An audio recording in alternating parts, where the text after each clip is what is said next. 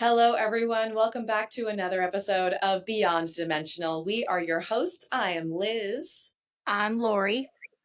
and we are welcoming a very beautiful human here today. Her name is Jael Vera. She is a passionate healer, spiritual guide, and certified shaman in the sacred Quero lineage of the Andes in Peru. I hope I said that right. She's going to correct me if I'm wrong. With a strong background in psychology, which I love, and an unwavering devotion to helping others realize their true potential, Jael has dedicated her life to guiding individuals on transformative paths of healing and self-discovery. In addition to her shamanic practice, Jael is a skilled hypnotherapist, Reiki master, sound healer, and past life regression therapist. She is a multifaceted human being. She has done it all. We are so excited to welcome her, Lori in particular, because she's actually been on one of these transformative paths with her out in Joshua Tree. So we can't wait to dive in. Jael, thank you for being here. Thank you, Liz, for that powerful introduction. Thank you so much. And thank you, Lori, also for having me here today. Thank you. It's an honor to be with you guys here. Thank Yay! you. Can't wait All to right. dive in. Tell us about you. I mean, you have this amazing background. Liz just, went through the highlights of everything that you do. But I guess tell us from your own words. Tell us about you. Yes. Well, I think as many healers or journey starts in childhood, for me was a lot of things going on in my family. My father was depressed, and my mom going through her own process, of healing. So since I was little, I remember thinking like, I want to help. I want to help. As kids, we want to make our parents happy, especially my father that he was going through this depression that at the moment I didn't even understand it. You just I saw my father like sometimes like kind of lifting away from us in the mind and sad within his eyes. So I was always trying to make him happy, to make him, like smile. And so I think that kind of shaped this work that I'm doing, because at the moment I didn't understand it. I just like as a kid we wanted to help. I remember I grew up Christian. So I remember me praying to God, like, give me a lot of love so I can give to others. That was my wish as a little kid. And when I started this practices, this journey, this memory came back to me, and I'm like, wow, I remember being a little girl asking to have love to give, and that we ask is what we always have within ourselves. So, and that's what it kind of shaped this journey to help others more than anything. So it's been a beautiful journey, a gift from spirit for me, really. So that's kind of what it guided me through these modalities. But my dream was to become a psychotherapist. That was my dream as a little kid. Like, I want to help others, and at that moment, for me, that was the answer. I want to become a psychotherapist. So I studied psychology, and that was my dream, like I'm going to be a psychotherapist. But as I started going into the journey, I just started getting sad, like thinking, like, is this really helping people? Is this really doing something? And I start kind of getting disappointed and a little sad about it. And, I believe when we put something out there in the universe, the universe will respond. So for me was that like, it has to be something else. It has to be something else. And as I start saying that, a lot of answers came into my way.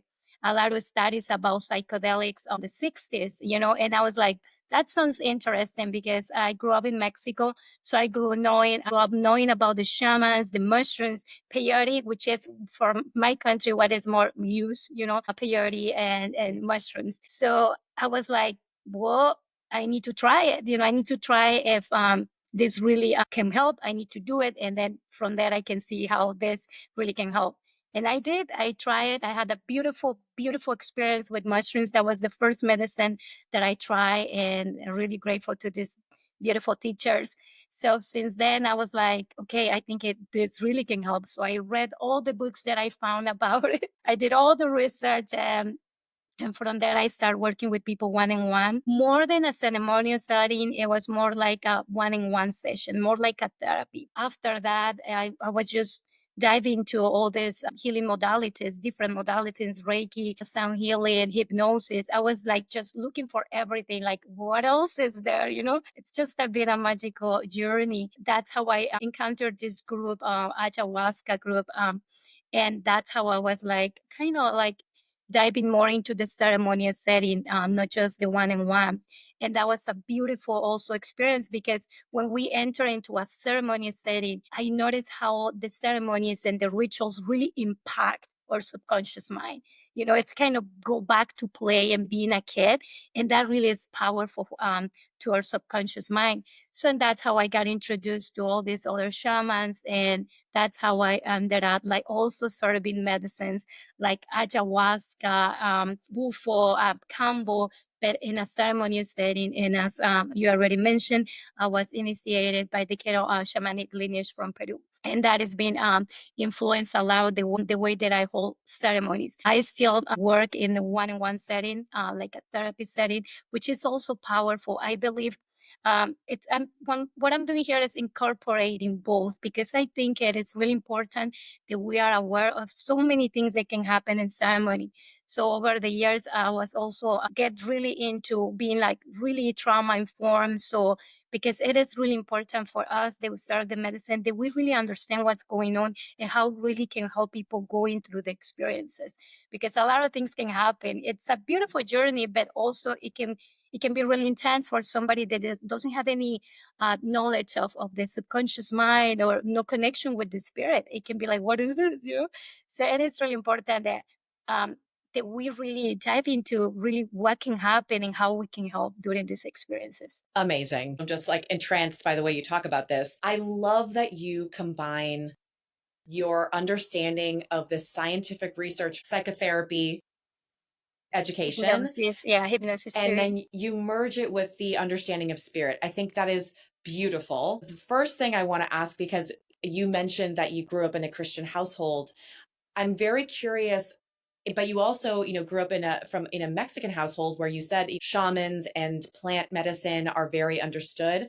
Can you talk a little bit about how those worlds Yeah. interact, and how that's developed for you and your family, particularly with your line of work? Yeah, no, this is like, it is strange combo, I would say, because as I mentioned, I grew up Christian, and it was, this is like such a personal journey, and I even have not talked much about it, but the religion that I grew up with was more like a cult, which it's a lot of things going on over there. We've got time, girl. Do Yeah, it. it's a crazy, crazy experience, but I Yeah. always felt protected by God.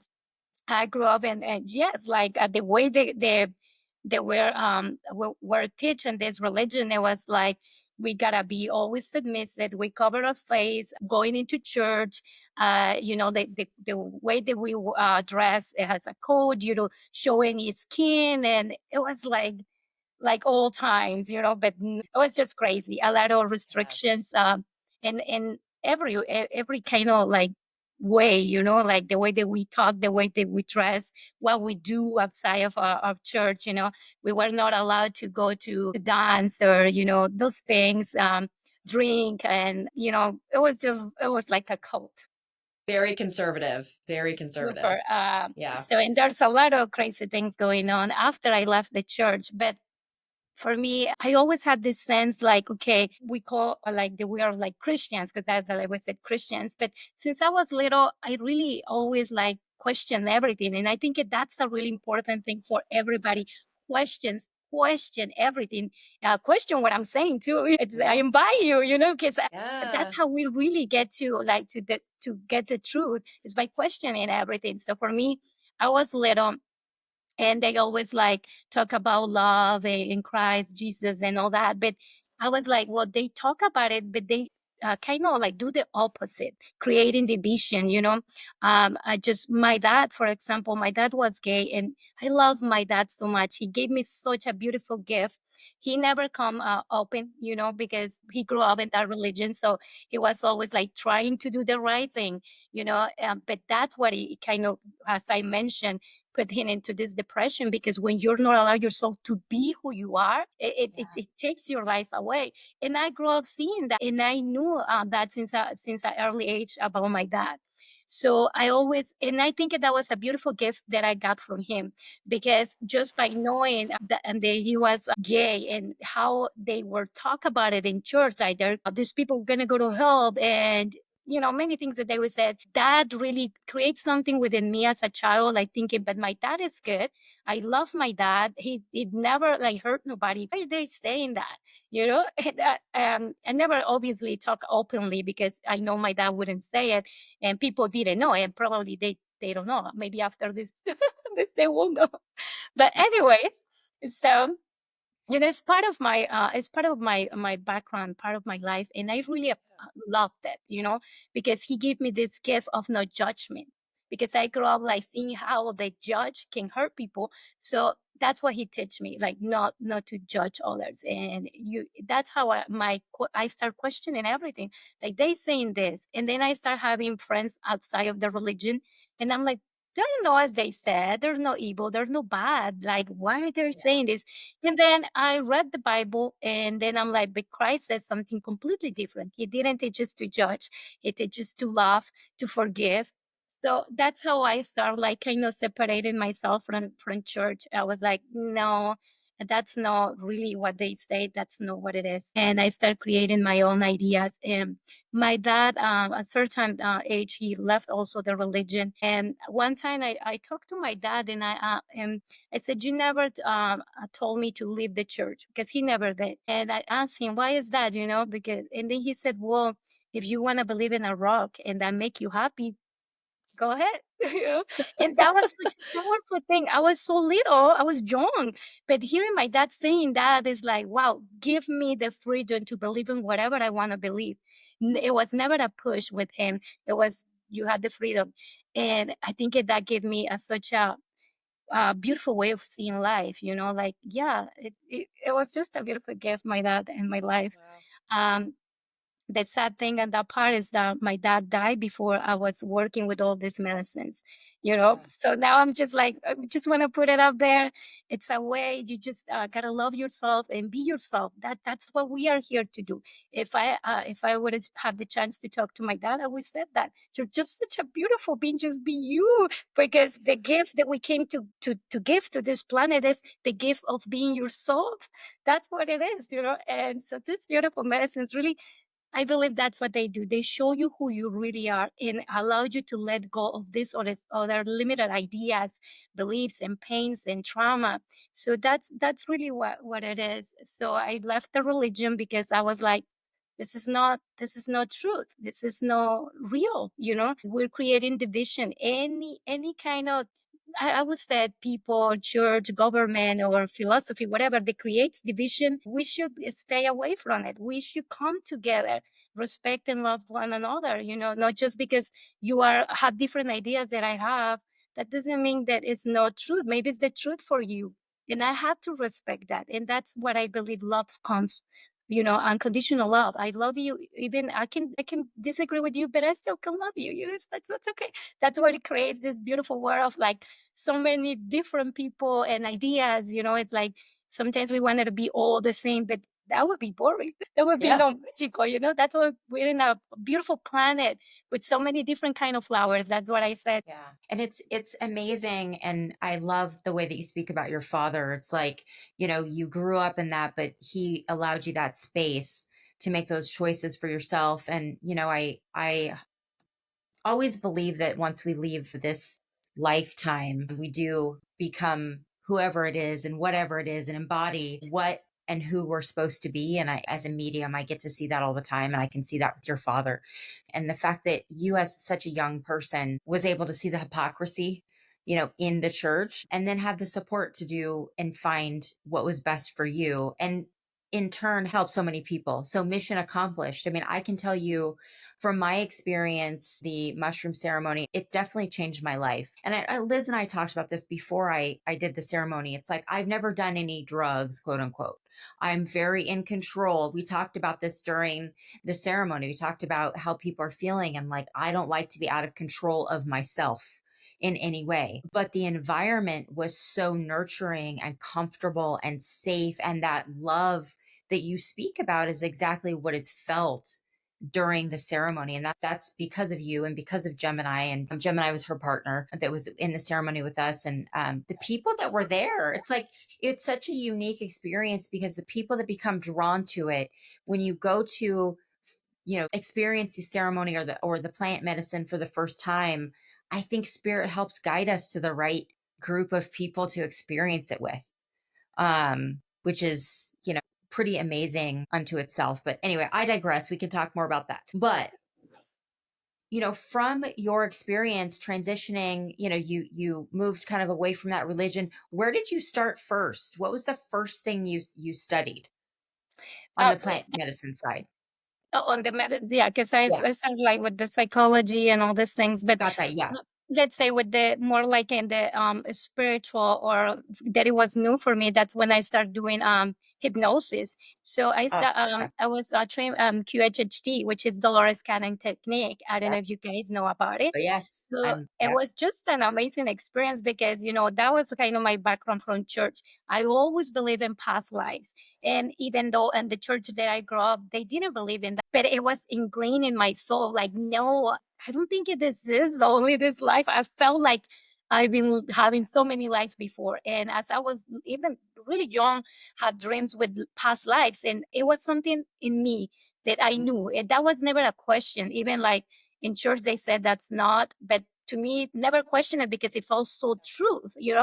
So when I start doing a hypnosis, it's when all these other things start coming that I was like, oh my gosh, what is this? Because it was pretty interesting.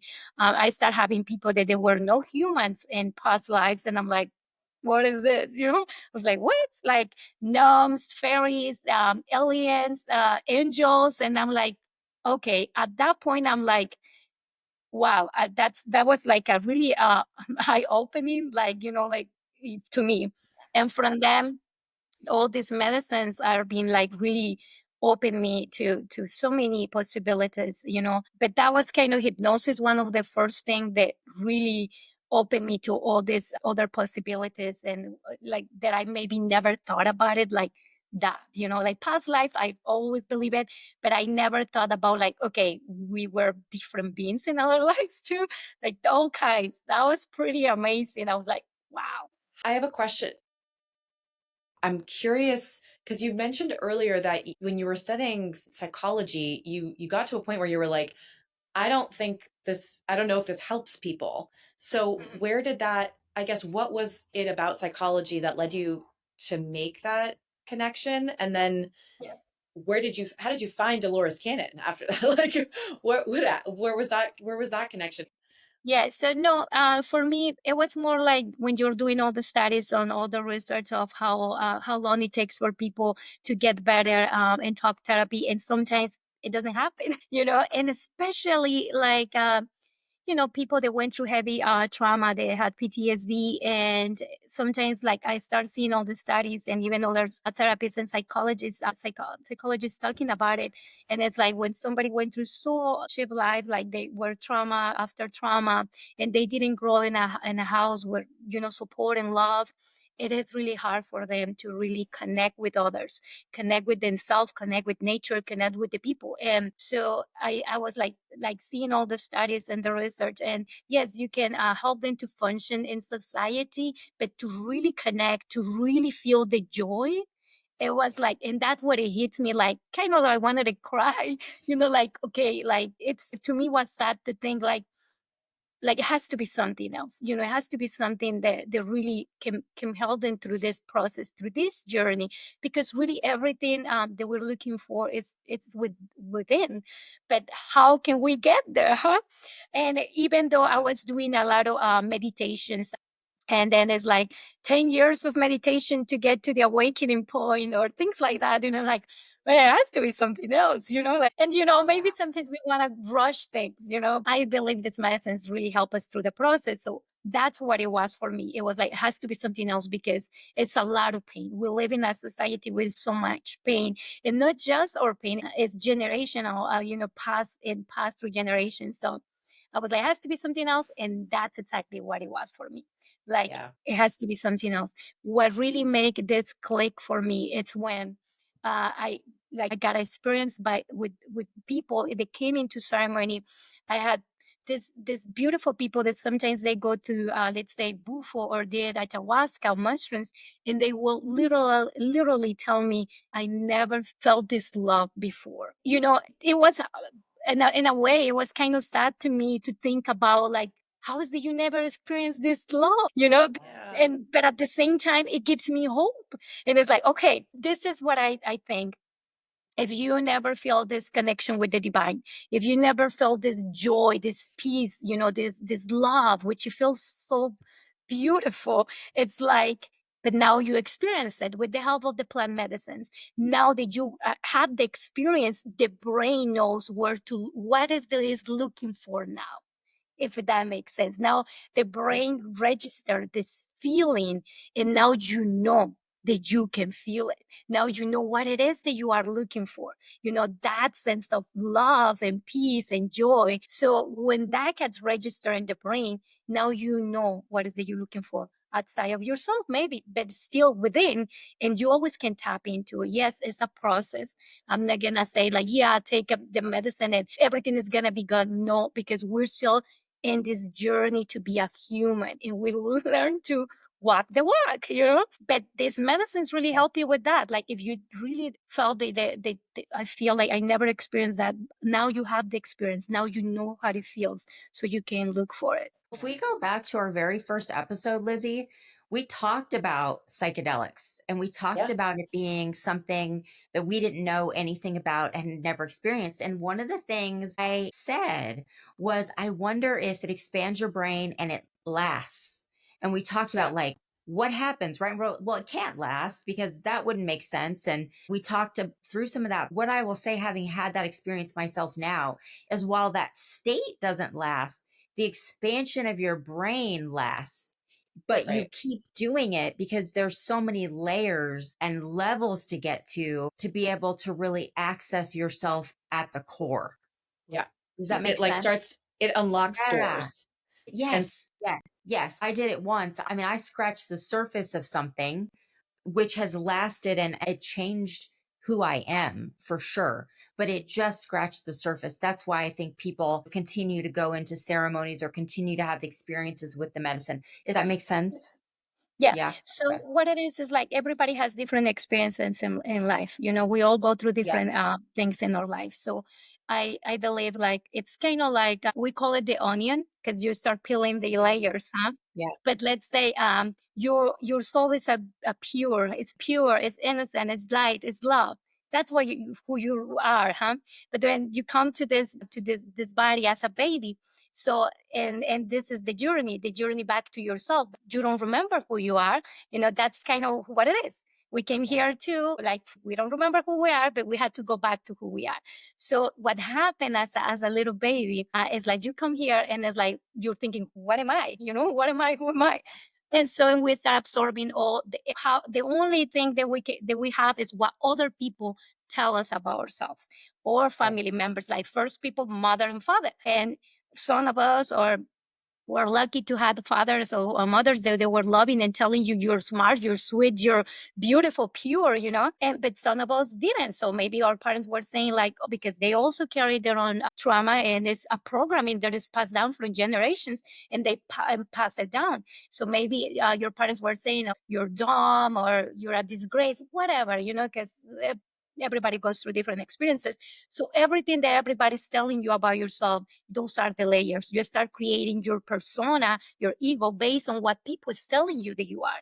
And this is family. Then it's gonna be church. It's gonna be friends. It's gonna be government. It's gonna be everybody's telling you who you are and who you're supposed to be. This is the game. So. Yeah. And so what happened is like sometimes during those experiences, there's also trauma. There's things that we go through, and the pain is so intense. So the pain is what is not allowing us to get in contact with who we really are, all beliefs and the pain. But you are this beautiful soul, pure, innocent. So what happened is sometimes when people come to ceremonies, the medicine is going to show them what is at the moment for them that they need to release, that they need to work through. I always tell people before coming to the ceremony, the medicine is not going to give you something that you're not ready for, because our subconscious mind or higher self is always protecting us. So it's not going to give you something that you're not ready to see, you're not ready to experience. As I said, layers. Sometimes we work through something, maybe the pain, maybe the trauma, and then maybe the ideas, the beliefs, and they're still like peeling away. And so you can get to see and get in touch with who you really are. But those experiences can be also really hard because we want to hold on to what we believe that we are, and it fights. It's like, no, I've been spending 40 years of my life believing that I'm Jael, and now it's like, wow, what is this?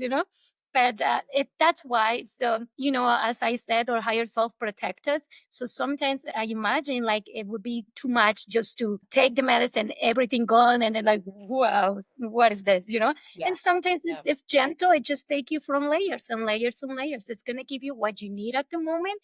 Sometimes it's not what you want, but it's what you need.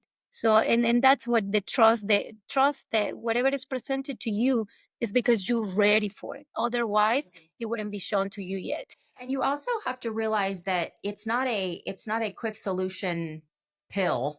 You have to do the work. That's one thing that you taught us, going through the process as well, is like, these doors are going to be open and you're going to be shown things, but at the end of the day, you have to continue to work the program, so to speak. Otherwise, you don't have the same level of benefit, as you would if you did, because it's not like you take it and then it fixes all your traumas. It doesn't work that way. Yeah. No, it's a continuation, because as I mentioned before, we're here for the human experience. So we're not here to skip it. We're here for it. Right. Really, these medicines help you. Yes, you can release trauma, and that's what they do. They can release trauma by you allow yourself to feel the pain that is there. That is not gonna kill you, but sometimes it feels like it's gonna kill me, but it's not. It's just about feel it to heal it. That's what we always say in ceremony. It's about feel what is there, and then you feel it, is start to releasing. But the thing is, even if you work through all your traumas, let's say on medicines or whatever you're doing, you still had to do the work. So this is the human experience, huh? So even when the trauma is healed, is released, we still had to have the practice that help us to keep going, to keep moving. Care, self-love, and practices like meditations, affirmations, connecting with nature, anything that really makes you still being always in touch with who you really are. But it's like it's kind of like that that you are not this, but you're still here. So you're still going through this human experience, and we can make the best of it. We don't have to like always cuddle at the mind, but we gotta like go to the process, of being a human, because at the end, that's what we are here to connect with one another. So being a human, it is a gift, because this is the way I had a body that I can connect with another human. With my kids, I had my kids. This is a beautiful gift from God. And through this body, I had to experience what is to hold them, what is to kiss them, what is to look into their eyes and seeing the divine in them. It's just a gift. But when we carry so much pain, it's hard for us to connect, because in order for you to connect with your kids, with your loved ones, you need to be in your body. You need to be present. But when we go through such traumas, that it was pain that it was inflicted in our bodies, we don't want to be in our bodies, because the moment that you are present in your body, is like, oh my God, the pain is here.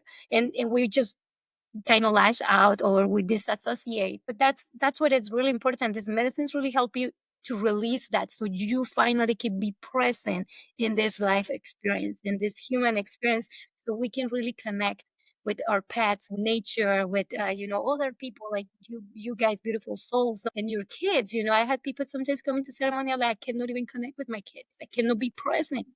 And it pains my heart, because we are here for this experience, and it is a gift. But when we are full of the pain, we don't see it as a gift. And I completely understand that it's painful. Who wants to feel it? The thing is, it is hope, because it's just exactly what we've been trying to avoid, which is fear, is exactly what it can free you from it. The only way out is going with with it. So, and just to Yeah. allow I love yourself to that. feel that pain, so you can release it. And that's exactly what this medicine does. It gives you the strength, it opens you so you can feel that. So we can do it, release it by crying, by movement, because trauma also gets stuck in our body. So during the ceremonies, people's moving because the body has to release this, and it's just that it's a beautiful experience. But as you said, after even you release it, just you gotta keep doing the walk. Um, I love that you got into the plant spirit world, because the psychology world can feel so limiting, and it sounds like you kind of got what you needed, and you were like, okay, this it's very surface, right? Like we're just like, this is not helping peel back the onion as deep as we need to. What parts of that experience and education did you bring into your programs that now you have, utilizing the source of the plant medicine as like the base? Which aspects do you feel like kind of make you different from someone who's just studied the plant medicine? I just want to say, like, I believe, like, all the studies that are being done and people in therapy, like, we also have to acknowledge, like, it's people that are also looking for ways to help in. A lot of people that is in therapy and psychologists, they're healers, and we all looking for answers, huh? And I was said, to me, it's been so useful to learn about trauma, what happened in the body, what happened in your brain, because after all this, I'm like, I need to know what's going on in my brain when I take this medicine. I start taking pharmacology classes, where I never thought that I was going to be into. But I believe when you have a passion, like, I want to learn all about it. So I don't want to diminish the work that has been done, because there's such a beautiful people working in this in therapy, like Vesa Bandica, Peter Levine, Gabor Mate. There's such a great people out there. To me, that for me also, they're my teachers. Maybe not my plant teachers, but there's people that they're really putting such and to get to understand what's happening in our bodies. And I'm really grateful to all of them and the people that has been working and to bring this to the light. So I'm gonna say, for me, what it may be different from other people that is like serving the plant medicines is that I believe that we can incorporate the knowledge and the wisdom. So there's this prophecy, from Peru, the shamans, that they said the ego and the condor are gonna emerge together. They're gonna work together. So the condor being the south and the ego being the north. And to me, what it really means is like, if we can work together, with all the science has been getting a lot of information, and I think it's getting kind of there, to kind of see what's going on, in the spiritual, because we are not only one thing, we are a whole, so it's, as long as we can learn from here, from there, and apply it, I think it's really useful. So what it makes me different from others is just my passion of understanding everything and just give the best that I can and absorb all the information that I can take, because in a ceremony, you're not going to have only one kind of person. You're going to have so many different ones. And maybe what I learned here will help from one, and maybe what I learned over here, it will help the other one, because we communicate in different ways. So, and also that's what I thought about therapy. And I think it's really important for people work in therapy, they learn different modalities, because it's not just talk therapy. It's going to be somatic therapy that is such a beautiful also therapy. It's going to be so many different ones. So if we can learn all the spectrum, we can help more people, because it's not one thing is not going to apply to one person. It maybe needs something else. And so the more knowledge and that we have, the more that we can help. Obviously, we always learning and we're always growing. I don't have all the answers. The only thing that I'm doing here is just applying everything that I've been learning, work with my respect, with my heart, and asking God to help me, because really it's not all me. This is like, it comes from the divine, comes from the downloads, comes from higher consciousness, the information. But that's it is like, I like to learn and bring both together. I believe, at least for me, it is really important for people to first, before coming to ceremony, they understand what is that it's going on. If they went to trauma, to be aware that those memories, if they block any memory from childhood, those memories can come back. So it is important that they are aware what making happen during the experience, inform them and give them the knowledge of what they can do if that happened after. Yes. in order for us to really find healing, there's different areas that we need to be aware of, which is going to be our spiritual. We need to create a connection with the divine, because it's such a important part of healing. We need to feel this connection. We need to know that we are not alone, because we are not alone. To feel that you had support system, family members, friends, that they're going to support you through the process. It is also really important, and because healing really happen in community. We need to feel part of something. So it is really important that people is aware of this before coming into these experiences. Also for people really to feel safe in the container, because sometimes if you don't feel safe, especially if you went through a hard experiences of life or trauma, it's going to be hard for you to open up in a space that you don't feel safe. So that's why it's really important also, like, to be aware who is serving you the medicine. If this energy feels okay, am I like we vibrating in that connection, and always listen to your inner guidance. So that's why it's really important for you before embarking into these journeys. See the person that is going to serve you, because you're going to be sharing a space of room when it's really important for you to feel safe. And we always had our inner guidance. I had people coming to ceremony that they went through horrific experiences because they didn't listen to inner guidance. They went with people that maybe didn't have the best intentions for them. So listen to your inner guidance, and if it doesn't feel good, just don't do it. Listen, just go and look for somebody that feels right for you, and that is also really important, because in order for us to heal, we need to feel safe. We need to feel protected in the space that we are. Yeah. One of the many things I loved from my experience is that we had a call before the ceremony. So we kind of met everybody in a sense and got the kind of vibe. You explained the process. We talked about trauma. We talked about how to prepare. We had a workbook of things that we did, including vision boards and manifestations and affirmations before the ceremony. Before we even took the medicine the day of the ceremony, we talked about trauma and generational healing and like prepared ourselves. So that, to the question, Liz, that you ask of the difference, I would imagine is a huge part of it, because it wasn't like we just showed up and took the medicine. It was a whole process that prepared us for this experience. And so I'm so thankful and appreciative of that, because you did really, really make it comfortable, safe, and seamless for me. So I think that's the biggest difference. You have somebody who's really informed and prepared and practiced, and helps you work your way to this experience, as opposed to, okay, you're here, here's the mushroom, let's see what happens. See ya. Yeah. See you on the other side. Let's see what happens. Yeah. I love that. That's Yeah, great. it's So great. really, like, it walks you through getting yourself prepared. It's not just Right. jumping in That's right.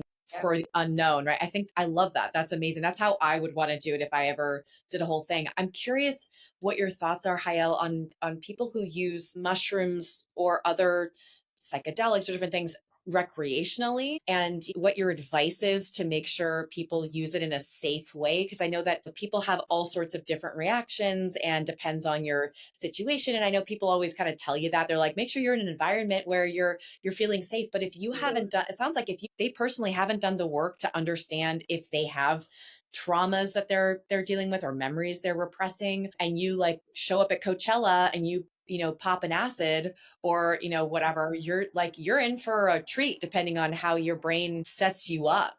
So what are some tools that people can use when they think about this to use recreationally outside of a healing environment?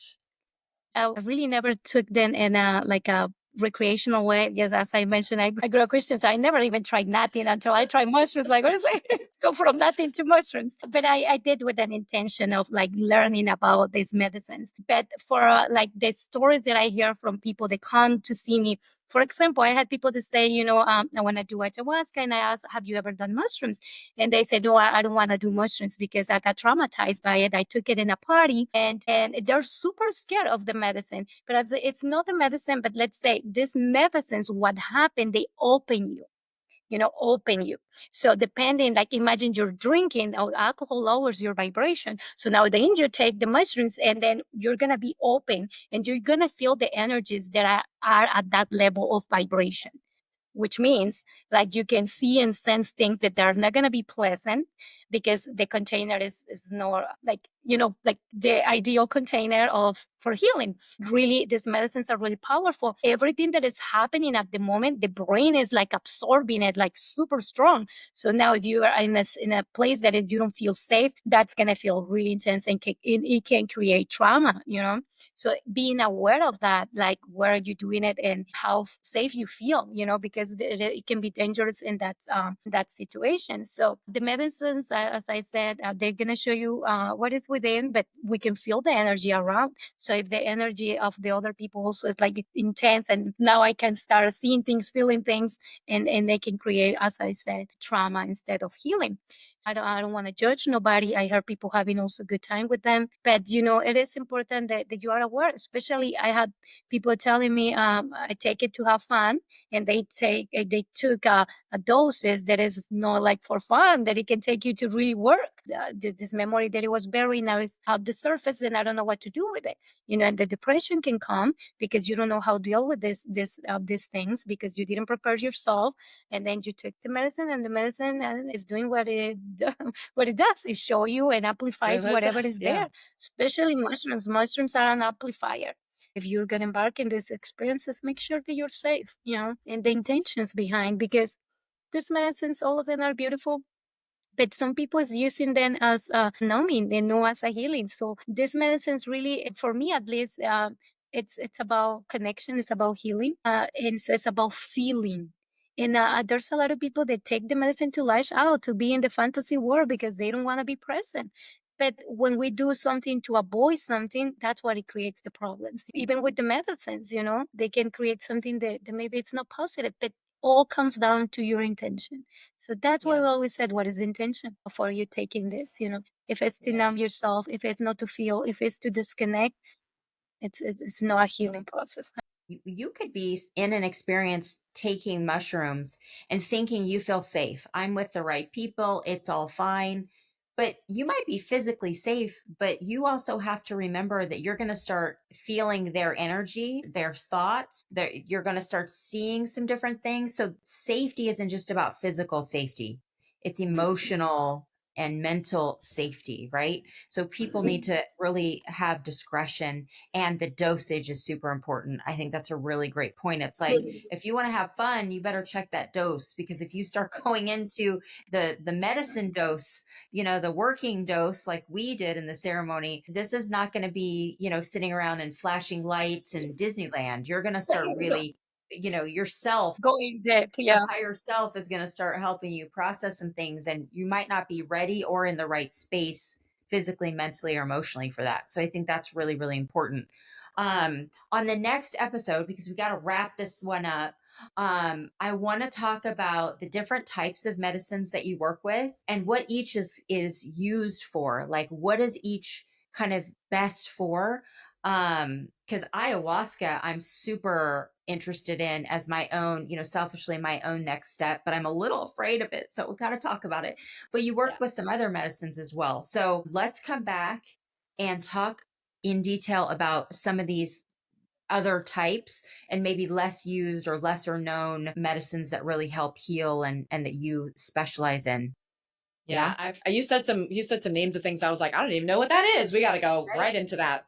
So this is perfect. Everybody who's listening, stay tuned. We are going to get right back into this with Jael on all the different intricacies of her process, of the different medicines that she uses, and how it all works to help heal. I loved what you just said. Connect, heal, feel. Those are the three ways that you need to be prepared and present to experience when you work with Jael. So thank you for being here, Jael. We will take a pause and be right back.